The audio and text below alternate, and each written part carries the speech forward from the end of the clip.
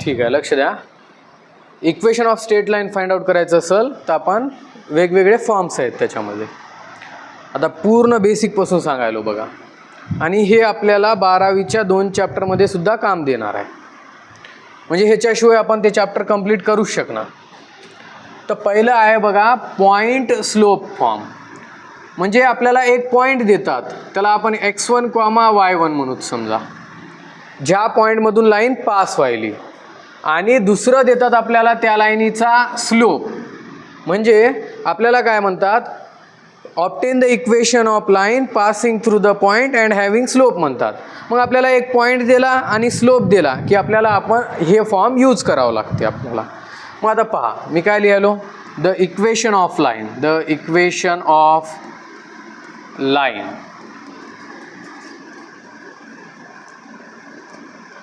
passing through the points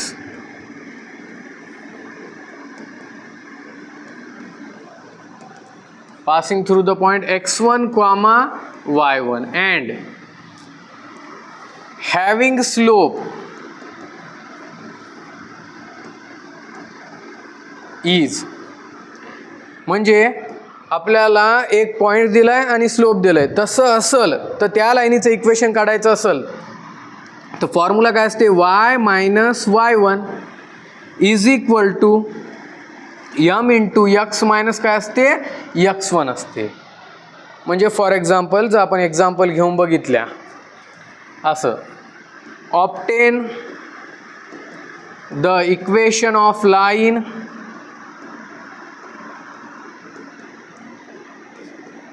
passing through the point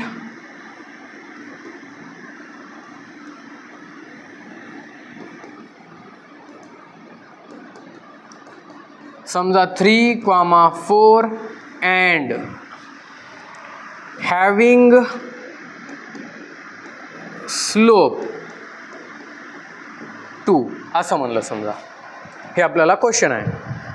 आता आपण direct हे फॉर्म शिकल्या आणि त्याच्यावरच एक्झाम्पल घ्यायला म्हणून आपल्याला सोपं वाटते, पण आपल्याला ओळखायचं आहे कसं बघा. आपल्याला काय दिलंय सांगा, एक पॉईंट दिलाय ज्या पॉईंटमधून ते लाईन पास व्हायली, आणि आपल्याला काय दिलाय, त्या लाईनीचा स्लोप दिलाय. म्हणून आपण इथं कोणता फॉर्म यूज करणारा, पॉईंट स्लोप फॉर्म. तर आपण पहिल्यांदा असं लिहिल, लेट. आता त्या पॉईंटला नाव दिले नाहीत त्यांनी, तर आपण नाव देऊच समजा P. काय नाव दिल्या, 3, 4 इज इक्विव्हॅलंट टू P. ह्याला काय म्हणूत आपण, x1, y1. देअरफॉर x1 किती राहील सांगा मला, 3 अँड y1 किती राहील सांगा मला, 4. मग स्लोप काय दिलाय सांगा आपल्याला, वाटलं स्लोप लिहा असं, आणि m इज इक्वल टू किती दिलाय आपल्याला, 2. मग आता कोणता फॉर्म वापरणार आहोत आपण इथं, पॉईंट स्लोप फॉर्म. मग आपण असं लिहिल, बाय पॉईंट स्लोप फॉर्म. आता पॉईंट स्लोप फॉर्म काय आहे, y minus y1 is equal to m into x minus x1. हे पाठ असायला पाहिजे आपल्याला. y ला y मायनस y1 काय आहे सांगा, 4 इज इक्वल टू m किती आहे, 2, x मायनस x1 किती आहे सांगा, 3. y मायनस 4 ला y मायनस 4, 2 गुणिले x, 2x मायनस 2 गुणिले 3 काय होते, 6. मग याला आपण एक स्टँडर्ड फॉर्ममध्ये आणून ठेवूत. हे सगळं तिकडं नेऊ शकता तुम्ही बघा. 2x ला 2x प्लस y तिकडे गेल्यानं काय झालं, मायनस y. लिहायलो या साईडला, पण सगळं मी त्या साईडला न्यायलो. 2x ला 2x प्लस y इकडं आलं, मायनस y, आणि मायनस 6 अगोदरच इकडं आहे, मायनस 4 इकडं आल्यानं काय येते, प्लस 4. इकडं कोण उरलंय मग, 0. 2x ला 2x मायनस y ला मायनस y, मायनस 6 प्लस 4 काय होते, मायनस 2 इज इक्वल टू 0. तर आपल्याला जे म्हणलं होतं की लाईन कोणत्या पॉईंटमधून पास व्हायली, 3, 4, आणि त्या लाईनीचा स्लोप काय, 2. तर त्या लाईनीचं इक्वेशन काढा म्हणलं तर हे इक्वेशन आहे आपलं. ठीक आहे, लिहून घ्या.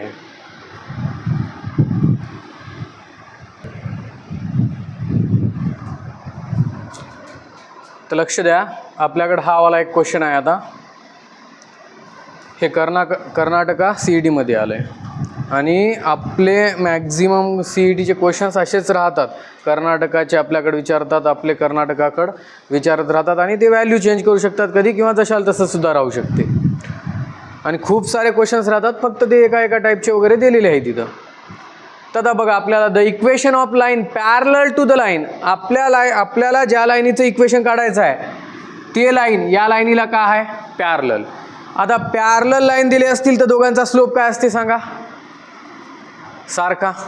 पॅरलल लाईन असतील तर दोघांचा स्लोप काय राहते. मग या लाईनीचा जे स्लोप आहे तेच स्लोप कोणाचा राहणार आहे, आपल्याला जे पाहिजे लाईन त्या लाईनीचा राहणार आहे, कारण का दोन लाईन पॅरलल आहेत. आणि आपल्याला एक पॉईंट दिला आहे बघा, या पॉईंटमधून आपली लाईन पास व्हायली. तर आता स्लोप डायरेक्ट दिला नाही, स्लोप आपल्याला कसं दिला आहे, इनडायरेक्टली दिला आहे.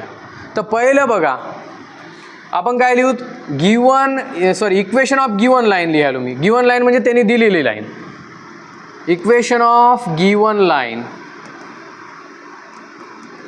इज काय आहे सांगा, 3x - 4y + 2 = 0. मग जेव्हा असं दिलेलं असते आपल्याला लाईन, तो आपण डायरेक्ट स्लोप काढू शकता की कोणता फॉर्म्युला यूज कराल. देअरफॉर स्लोप बघा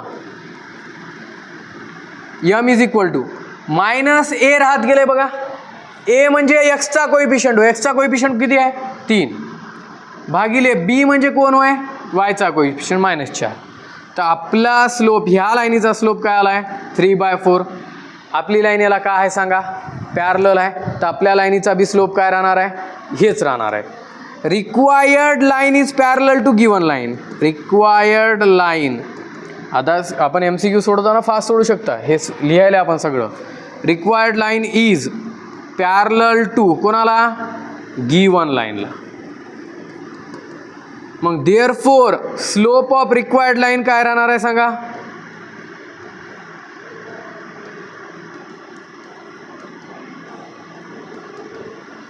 m = लिहितो मी 3/4. आणि आपली लाईन कोणत्या तरी पॉईंटमधून पास व्हायली, या पॉईंट P नाव देऊ त्याला, -2,3. आता मी डायरेक्ट लिहू काय थोडं, देअरफॉर x1 किती लिहू सांगा -2 अँड y1 किती लिहू सांगा 3. असं लिहिल्या. मग आता बघा आपल्याकडं स्लोप अवेलेबल आहे आणि पॉईंट अवेलेबल आहे, तर कोणता फॉर्म यूज करताल, पॉईंट स्लोप फॉर्म किंवा स्लोप पॉईंट फॉर्म काय बी, बाय पॉईंट स्लोप फॉर्म. काय होतं आठवा, y - y1 = m × x - x1. y ला y किती आहे आपलं 3, m किती आलं आहे 3/4 × x - x1 काय -2 आहे, मायनस काय होते प्लस. हे भागाकारातलं 4 इकडे गुणाकारात आणा सरळ, 4 × y 4y -4 × 12, 3 × x 3x + 3 × 2 6. हे याचं याला वरचं गुणाकार राहते, हे भागाकारातलं इकडं आणल्या. मग इकडं न्यायलो मी सगळ्याला बघा, इकडं 0 उरलं, 3x ला 3x + 4y तिकडे गेलं -4y + 6 ला +6 -12 इकडं आलं +12. मग 3x - 4y + 6 × 12 18 = काय उरले 0. कितवा ऑप्शन आहे चेक करा, पहिलंच होय ना, तर पहिलं ऑप्शन आपलं करेक्ट आहे, लिहून घ्या.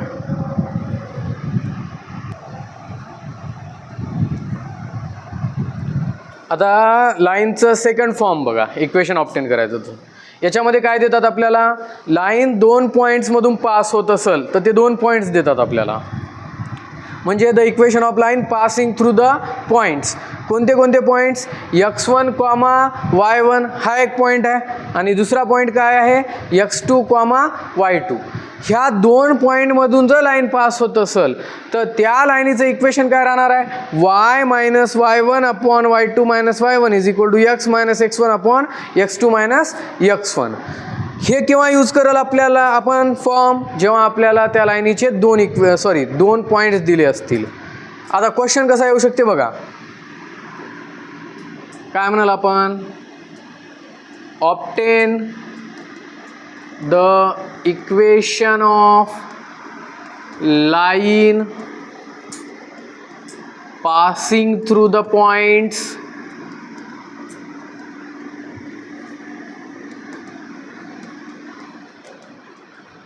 समजा 2,2 अँड 5,7 असं. आता इथं आपल्याला स्लोप दिलाय काय, स्लोप काढायचं तर काढू शकता. कसं काढू शकता सांगा, स्लोपचा फॉर्म्युला काल शिकलेला y2 minus y1 upon x2 minus x1. पण स्लोप काढायची आवश्यकता आहे काय, काढा म्हणलंय काय, नाही. आपल्याला डायरेक्ट इथं काय काढा म्हणलंय, इक्वेशन. आणि आपल्याला आता किती पॉईंट्स दिलेले आहेत सांगा, 2 पॉईंट दिलेत. दुसरं काय दिलेलं आहे काय आपल्याला, नाही. मग आपल्याला जेव्हा 2 पॉईंट दिलेले आहेत तेव्हा आपण 2 पॉईंट फॉर्म यूज करल. आता मी शॉर्टमध्ये याला काय लिहिलं आपण, नाही तर सगळं लिहायचं म्हणलं तर बघा. तर लेट एका पॉईंटला आपण ए नाव दिले आहे, ह्याचे कोऑर्डिनेट्स काय आहेत 2,2 is equivalent to A. x1 comma काय म्हणाल आपण सांगा y1. देअरफॉर x1 किती आहे सांगा 2 अँड y1 काय आहे 2. दुसरा पॉईंटला नाव दिले आपण समजा b 5,7 b x2 comma y2. Therefore x2 is equal to 5 and y2 is equal to 7 असं दिलं आहे आपल्याला. मग किती पॉईंट दिलेत सांगा 2. तर कोणता फॉर्म यूज करताल तुम्ही, 2 point form by 2 points form. काय आपला 2 point form, y2 minus y1 upon x2 minus x1 is equal y minus y1 upon y2 minus y1 is equal to x minus x1 upon x2 minus x1 असं आहे. मग values ठेवा.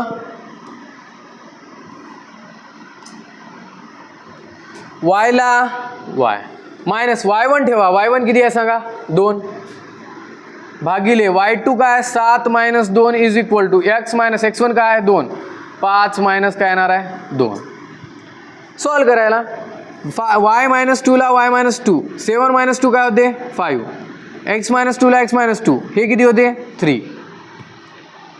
Cross multiplication 3 गुणिले y काय येते 3y मायनसला minus 3 दोन्ही 6 is equal to हे इकडं गुणाकारात जाते 5 गुणिले x 5x मायनस 5 दोन्ही 10.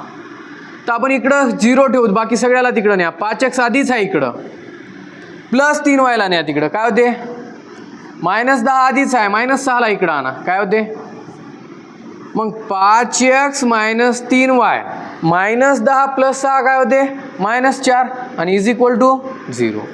तर आपल्याला जेव्हा 2 पॉईंटमधून जाणाऱ्या लाईनचं इक्वेशन फाइंड आउट करा म्हणाल तर आपण हे यूज कराल आणि हे असं इक्वेशन आहे. लिहून घ्या.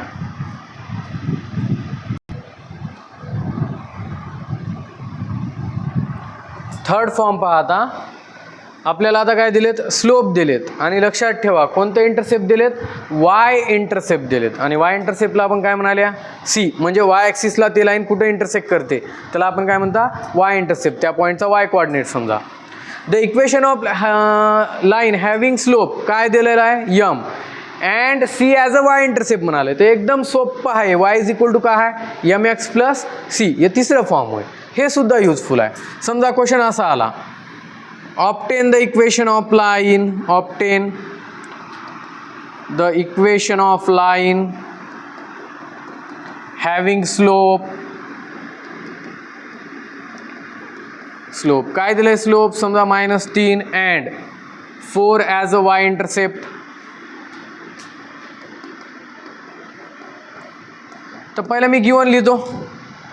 पहिलं काय लिहितो गिवन किंवा m is equal to slope किती दिलंय सांगा -3 अँड सी किती दिलंय 4. तर सोपं बघा बाय कोणता फॉर्म यूज करताल सांगा स्लोप इंटरसेप्ट फॉर्म.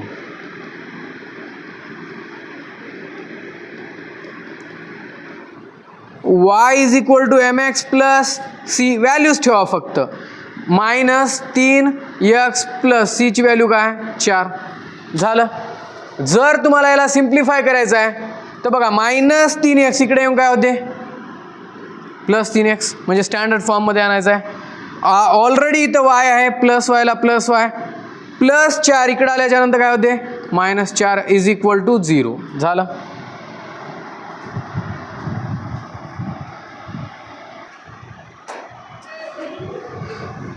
चौथं फॉर्म बघा, double intercept form. Double intercept form म्हणजे लाईन एक्स ॲक्सिसवर काय इंटरसेप्ट बनवायली आणि वाय ॲक्सिसवर काय इंटरसेप्ट बनवायली. एक्स ॲक्सिसच्या इंटरसेप्टला आपण ए न दाखवायल्या, वाय ॲक्सिसच्या इंटरसेप्टला कशाने दाखवायल्या, बी न दाखवायल्या. तर तसं असेल तर हे तर लई सोपं आहे. X upon a plus y upon b is equal to 1. आपण मॅक्झिमम यूज करता पहिलं दुसरंच फॉर्म, हे पहिलं फॉर्म. पॉईंट स्लोप फॉर्म काय, y minus y one is equal to m into x minus x one.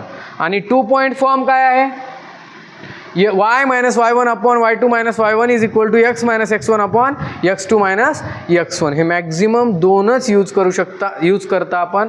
आणि मग तिसरं तर शिकले आपण स्लोप इंटरसेप्ट फॉर्म, हे तर सोपंच आहे, y is equal to m x plus c. आणि चौथं आहे double intercept form, x upon a plus y upon b is equal to 1. मग आपल्याला एक्स इंटरसेप्ट समजा, फॉर एक्झाम्पल जर घेतल्या, एक्स इंटरसेप्ट दिला समजा आपल्याला ए इज इक्वल टू समजा 2 आणि वाय इंटरसेप्ट दिला बी इज इक्वल टू 3 दिलं. तर ह्या लाईनीचं इक्वेशन ऑब्टेन करा म्हणलं तर आपण काय कराल, एक्स अपॉन ए म्हणजे कोण होय 2, वाय अपॉन बी म्हणजे कोण होय इज इक्वल टू 1. एक तर क्रॉस मल्टिप्लिकेशन करा किंवा सोप्पं पूर्ण इक्वेशनला या भागाकार करा. 3 दोन्ही काय होते 6, 3 दोन्ही काय व्हायला 6. तर 6 मल्टिप्लाय करून टाका पूर्ण इक्वेशनला. तर 6 गुणिले एक्स बाय 2 प्लस 6 गुणिले y by 3 is equal to 6 गुणिले 1. 2 6ला डिवाइड करा 3x plus 2y is equal to काय ते 6.